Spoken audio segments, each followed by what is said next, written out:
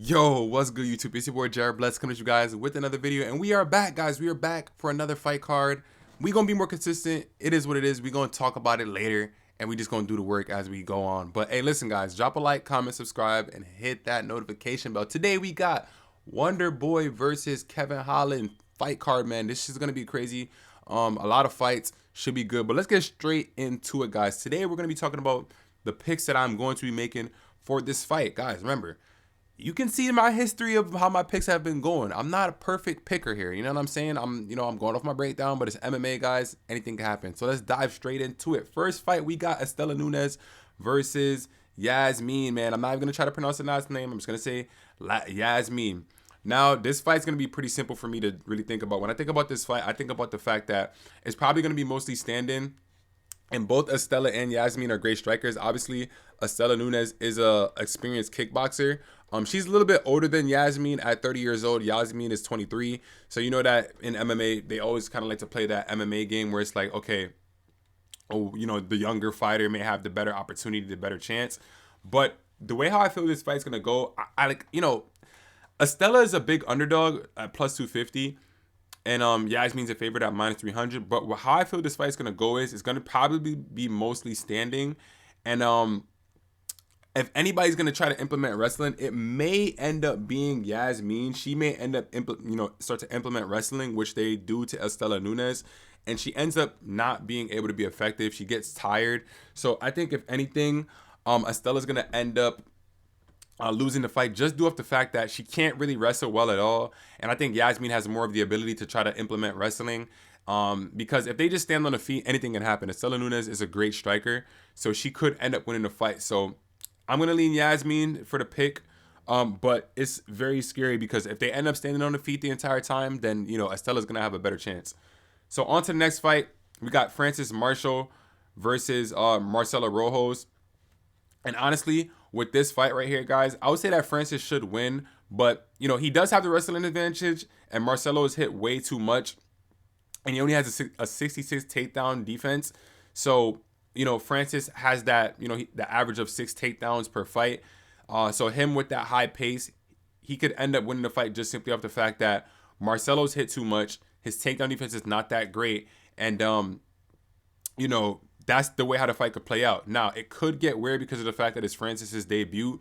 So you guys know how it is when a fighter makes a debut and all of a sudden you're going up against an experienced guy who's been in some UFC fights already, pretty much experienced, versus a guy in Francis Marshall who's only has 6 professional fights. Things can get weird. You know what I mean? Things can get weird. But I'm going to lean towards Francis to win this fight. Like, Marcelo's just hit way too much to my liking for me to sit there and say I'm going to take him in the fight. Now, if he ends up winning the fight, that's great. But I'm going to lean towards Francis Marshall to get the job done. The next fight we got is Natan Levy going up against Gennaro Valdez. Now, this fight, guys, I think this fight is actually a 50-50 fight. Now, the only thing that's making me kind of say maybe not so much 50-50 is the fact that Gennaro Valdez has just hit way too much to my liking. Defense not really great, accuracy not really that great. But they do both have a very high-paced wrestling, and both of them don't have great takedown defenses. So if Gennaro Valdez can get out there early and implement some takedowns and actually get Natan Levy on his back and start to get some control time and start to, control the fight in that favor, then he can definitely win the fight. But, Natan Levy's a more safer striker, a little bit less hit, actually a lot less hit, more accurate. So if I had to lean towards picking somebody, it would be Natan Levy. But I would not be surprised at all if Gennaro Valdez ends up winning this fight because they both have the ability to implement high-paced wrestling. They both average crazy amount of takedowns. Gennaro Valdez averages 7 takedowns per fight, and Natan Levy averages 5. So, when you get two wrestlers going up against each other, you never really know what could happen. But we have seen it where, for an example, Usman versus Covington won. The wrestling pretty much canceled each other out, and they had a crazy stand-up battle. So if that's the case in this fight, I'm going to go with Natan Levy to win this fight, man. Next up, we got Amanda Ribas versus Tracy Cortez, and these are two beautiful women. Like, let's just be honest, guys. We can't sit here and watch these fights and be like, well, oh, no, bro. These are two beautiful women. They're going up against each other. You got Tracy Cortez, who's a great wrestler, and you got Amanda Ribas, who's actually a pretty great fighter. Has had a few random losses. I think that her loss to Caitlin Chikagian was a robbery. I thought she did enough to win that fight. But Amanda Ribas is a great fighter. She's a great striker. She has the ability to land takedowns, and she has great takedown defense. But Tracy Cortez's takedowns are pretty much relentless. I mean, they pretty much both have the same kind of takedown averages and the takedown accuracy. But I think that the wrestling is going to play a factor in this fight. If Tracy Cortez can get takedowns on Amanda Ribas early in the fight and pretty much, keep implementing that game plan, she'll end up winning the fight. But if Amanda Ribas' takedown defense holds up, which she does have an 88% takedown defense, so it's very possible that she can actually stuff some takedowns from Tracy Cortez and win the striking exchanges because she's the better striker, then Amanda Ribas can win this fight. If I had to pick somebody to win this fight, I'm going to say Tracy Cortez for the time being, because her wrestling, I feel like it's going to just be enough to get the win versus Amanda Ribas. Like, that's just what I personally feel. Even though Amanda Ribas has such great takedown defense, I just feel like that. Obviously, Tracy Cortez is the slight underdog. I think the odds are constantly shifting. So, pay attention to the line to pretty much do that. But that's my honest pick for the fight. I don't think it's going to be any more complicated than that. It's either that Amanda Ribas can stop the takedowns and win the striking exchanges, and hey, even land a few takedowns of her own. If Amanda Ribas can land some takedowns of her own, I think she pretty much will secure the fight because she's the better striker. So at that point, it'll force Tracy Cortez to have some striking exchanges. But if Tracy Cortez can avoid the striking exchanges and get takedowns, she wins. So I'm going to go Tracy Cortez for the pick, but don't be surprised if Amanda Ribas gets the win. Next fight, we got JSP going up against Darren Elkins. And JSP is just too much. I think he has too much takedowns. Darren Elkins has taken too much damage. JSP is, and not GSP, JSP. I don't know why. I don't know where the S comes from for JSP. I know George St. Pierre is George St. Pierre. I'm not sure where JSP gets the S from. Maybe I got to do a little bit more research. But yeah, JSP is a great striker on the feet, very accurate. And Darren Elkins just takes too much damage. His takedown defense is not great, and JSP averages 6 takedowns a fight with a 60% takedown accuracy. And he's able to get the finishes. So with a guy that's able to get finishes versus a guy in Darren Elkins who his nickname is literally the damage. He has the damage across his chest. That's not something you should really take pride in. Hopefully in the future, these MMA fighters start to have a little bit more common sense, like a Sean O'Malley, that they don't want to take brain damage, even not be like Tony Ferguson, because it was great for us to watch a guy like Tony Ferguson in his career, but he took so much damage that now he's a shell of himself, and it's like, it sucks to see it. So yeah, this fight is going to go not well for Darren Elkins at all. If he gets a win on some experience stuff, that's great, whatever, hoo-ha, boo-ha, is MMA, but I'm going JSP all the way for this fight, man. It's not even really too much of a question for me. The next fight we got is Mark DeCasey versus Michael Johnson, my fault. But honestly, what I have to say about this fight, right, is Mark DeCasey, he has, shifted his game plan to just being a high-paced wrestler, and that's great. But Michael Johnson has great takedown defense at a 79% over a bunch of UFC fights, meaning that he's faced high-level wrestlers and has been able to stop takedowns. So if that ends up happening to where, he ends up being able to stop Mark DeCasey's takedowns, then maybe Michael Johnson can land a knockout punch. He has enough power to get a finish. Like, we can't be surprised if Michael Johnson shows the ability to be able to knock out Mark DeCasey. I mean, we've seen him finish people before. So him being able to get a finish on Mark DeCasey wouldn't be too far off. If I had to pick somebody for the fight, though, I'm probably just going to pick Mark DeCasey. He's younger. Michael Johnson has taken damage, has lost a lot of fights. I just think that Mark DeCasey is going to be able to implement that wrestling. Even though Michael Johnson has shown to be able to stop takedowns, I think the wrestling is going to be too much. And Mark DeCasey is not too bad of a striker himself. That's what he used to do only. He used to strike a lot. So I think that he'll be able to actually strike and stand on the field, Michael Johnson, and be pretty safe. Even though Michael Johnson has a slightly better striking defense, I just think that the damage and the adding up of the time in the octagon and things like that, I think that could play against Michael Johnson because of how much he's been losing frequently. So we'll see how the fight goes. That's my honest breakdown of it. But it is what it is, man. On to the next fight, man. For the next fight, we got two 40-year-old guys stepping into the octagon in Clay Guida versus Scott Holtzman. And this is a fight where I don't think this is going to be too much of a long, drawn-out debate for me. Personally, I think there's one deciding factor for this fight.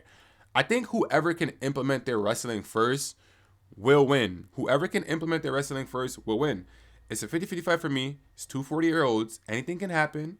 And like I said before, whoever can get the wrestling going early will win. Both guys have the ability to wrestle. Scott Holtzman is more accurate with his takedowns.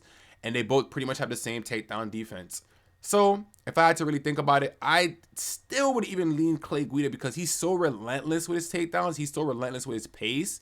I think that it'll be enough to get the win versus Scott Holtzman. Now, I could be wrong, but that's just my honest opinion. Clay Guida being 40 years old with a lot of experience, Scott Holtzman being 39, damn near 40.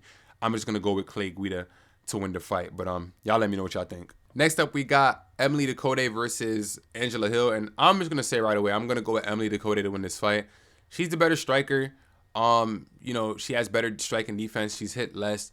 And Angela Hill's not going to really be able to implement too much wrestling. Emily Ducote has great takedown defense.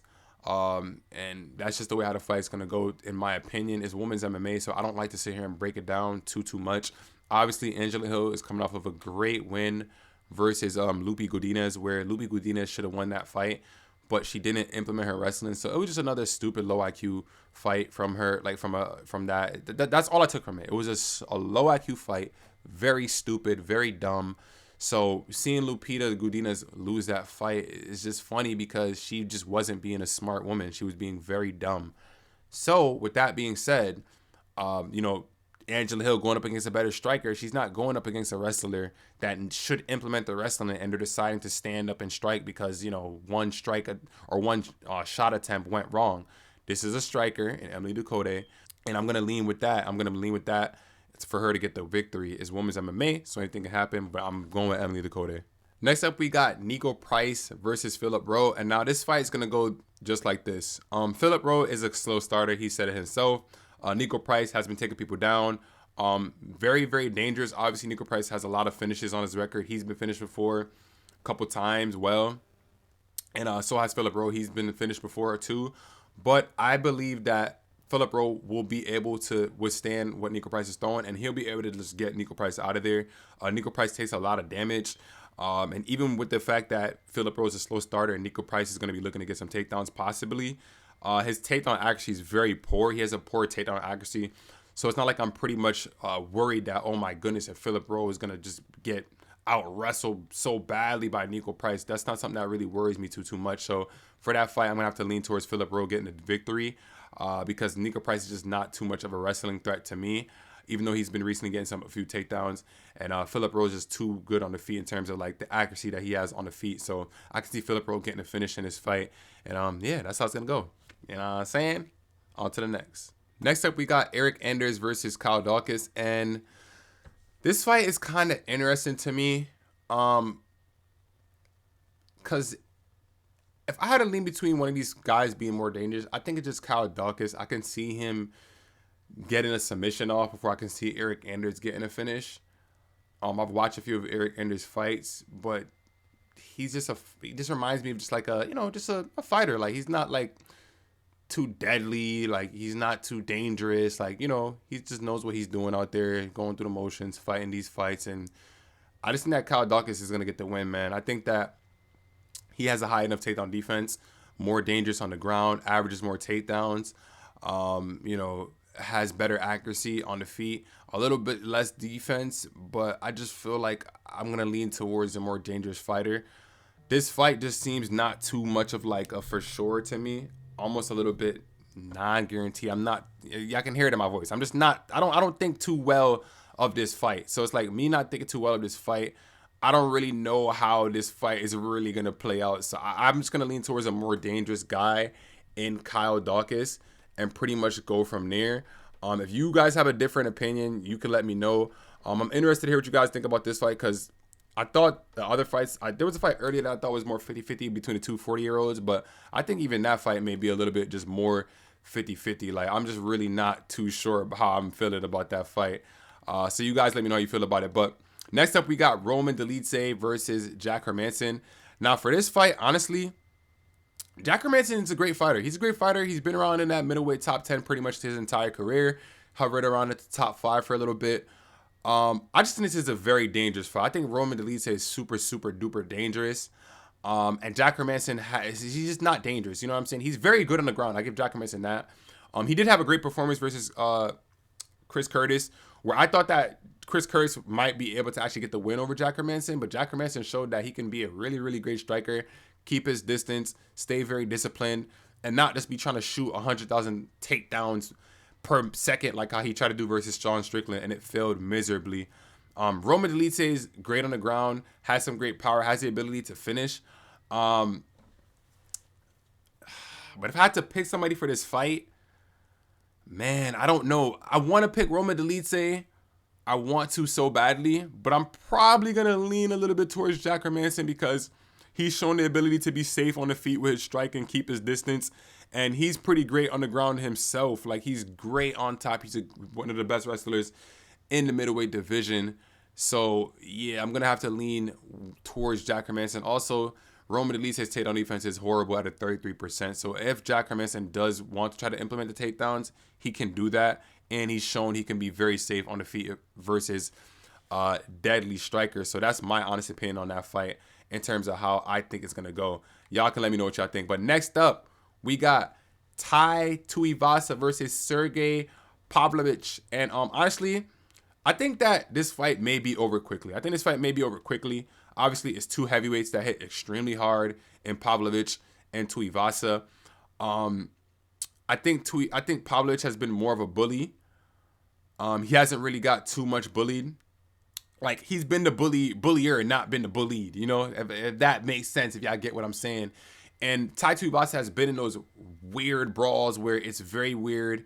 They're brawling, and you could call him somewhat of a technical brawler. The fact that he was able to drop Cyril Gane and almost get a finish, it's just that Cyril Gane is really, really good. The fact that he was able to do that, it just shows that, yeah, this guy is very dangerous. He was able to do it to Greg Hardy. I know Greg Hardy's not the best of talent, but he was able to do that to him. He was able to get Derek Lewis out there. Sergey did the same thing to Derek Lewis. Maybe they might have said, oh, it could have been an early stoppage, but no, he was going to win that fight. I'm going to lean towards Tai Tuivasa. And the reason being is because I've seen him be in those weird technical brawls.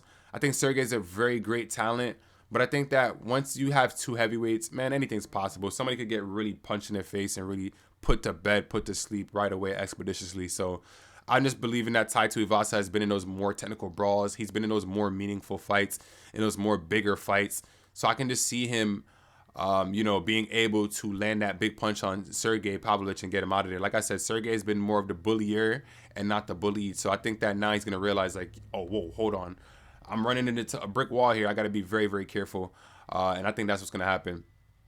Next up, we have what should be one of the more crazier fights on the card, because when this guy's in a fight, it's always crazy and he just ends up going super sick. Matt Schnell, man, the guy is crazy to watch. His last fight was obviously very crazy. He had a wild comeback, but he was getting finished before that. And he's going up against Matthias Nikolai. And yeah, I think this fight's probably not going to go too well for Matt Schnell. Matthias has a 93% takedown defense. He has the ability to get takedowns. Great striking defense, great striking accuracy. I think that Matthias is going to just end up being too much for Matt Schnell. But it's flyweight, explosive fighters. The flyweights are exciting to watch, man. They do a lot of wild stuff. I remember once upon a time there was talks about getting rid of the flyweight division. I think maybe it was just because of how dominant Demetrius Johnson was. It kind of overshadowed the division a little bit. But I personally think that the division is very entertaining to watch, and Matt Schnell is one of those entertaining guys. So I'm leaning towards Matthias to get the win. But Matt Schnell has shown that he can take a beating and come back and actually get a victory. So I think that's the only thing he has going for him in this fight. So yeah, I'm going Matthias, man. You guys can choose who you want to choose, but that's who I'm going with. Next up, we got Rafael dos Anjos versus Brian Barberena. Now, RDA has one of the toughest resumes in MMA. He has one of the toughest MMA resumes in MMA. His last fight was at lightweight versus obviously Rafael Fiziev, and now he's moving back up to welterweight to go against Brian Barberena. And RDA was a champion at 155 and a #1 contender at 170. So he's definitely one of the better fighters of all time. Very, very much respected.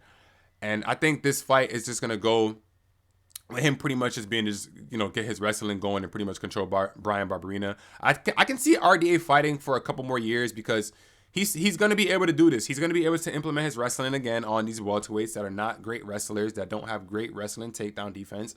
And, as he moves up the rankings again, he's going to end up fighting a wrestler in the welterweight division, which they have a few of them. that they're just going to be too big for RDA and they're going to be able to get the win over him. So I think this fight's going to be super easy for RDA. Obviously, he's a super big favorite at like a minus 550, and it makes sense. He's going to be too good on the feet for Bryan Barberena. He's going to be too good on the ground for Bryan Barberena. The only thing Bryan Barberena has going for him is volume. And even in his last fight versus Robbie Lawler, I knew he'd get the victory because Robbie Lawler just took too much damage over time, bobbing and weaving, not returning anything. And the volume was just going to add up with Barberena. He was going to get the finish. So I literally predicted that fight that exact same way. But yeah, this is an RDA play all the way. I do not see how he loses this fight, but it's MMA. Weird things happen all the time. So that's going to be the co-main event. Should be great. And yeah, this card is going to be great. A lot of great fights on here. Next up, last but not least, we got Stephen Wonderboy Thompson versus Kevin Holland. And honestly, guys, they got Wonderboy Thompson as an underdog in this fight. And quite honestly, I think that, plain and simple, I'm just going to say right away, I think he's going to get the victory. Kevin Holland is a great fighter. He's not going to be some type of guy that's going to be implementing wrestling at a crazy pace, right? Wonderboy, you know, he has shown weakness for takedowns, you know, his takedown defense. Once upon a time, guys, Wonderboy used to be good at denying takedowns. He was good at it. He got older and just his takedown defense kind of just went away with it. He hasn't lost back-to-back fights in his career. He's coming off back-to-back losses. And honestly, I think that Kevin Holland is going to try to stand with him, try to get him out there, get a knockout on him. He's going to look for that. And I think Wonderboy is going to be way too tricky on the feet. I think Kevin Holland may even end up getting frustrated a bit. He might try to implement some takedowns, but I just don't see Kevin Holland being able to actually take down and hold down Wonderboy. That's just not what Kevin Holland does. He's more so standing up on the feet, trying to prove that point. And who knows, Kevin Holland may be going through it after what just happened to him with Hamza. He got absolutely dominated. So he may be thinking in his mind he doesn't even want to go to the ground. Kevin Holland doesn't even like to wrestle. We know the guy, man. He talks about how he feels. He talks about all that stuff. So we know what it is with him already. So I see Wonderboy just being too tricky on the feet for Kevin Holland. And I see him just having like a masterclass performance where he just pretty much picks him apart for 5 straight rounds. Do I see Wonderboy getting a finish? Probably not. It's possible, but I don't think it's going to happen. But I just see him winning the fight. He's going to be too much on the feet. So, yeah, guys, that's going to do it for the fight. For this fight card, Wonderboy versus Kevin Holland. I love Kevin Holland, but I love Wonderboy too. It'd be great if Kevin Holland obviously wins. It'll help him move up in the welterweight division. But his wrestling is just not good enough anyways. And it's like until he really fully addresses that, things are not going to get better. And then even in a fight like this, he's going against a striker, and he's not known to implement wrestling. His only best bet to win this fight is if he implements wrestling. If he can implement wrestling early and actually have the ability to hold down Wonderboy, then Wonderboy will lose the fight. But if he can't even get takedowns on Wonderboy, or if he's not even trying, he's losing the fight. I'm taking Wonderboy, and I'm taking a better striker in a multi-striking match. That's what I'm gonna do. So that's gonna do it for my predictions for this fight, guys. My first fight night that I actually came through with the video and did it for you guys. I didn't want to sit here and be stuck on doing pay-per-views only. Obviously, we got a pay-per-view coming up in a couple of weeks, UFC 282. We're gonna do a video on that. But I'll catch y'all boys in the next video, man. Y'all know what to do. Leave a like, comment, subscribe, hit the notification bell. It's your boy Jared Blessed. And I'll see you guys in the next video, man. Stay blessed, y'all. I'm out. Peace.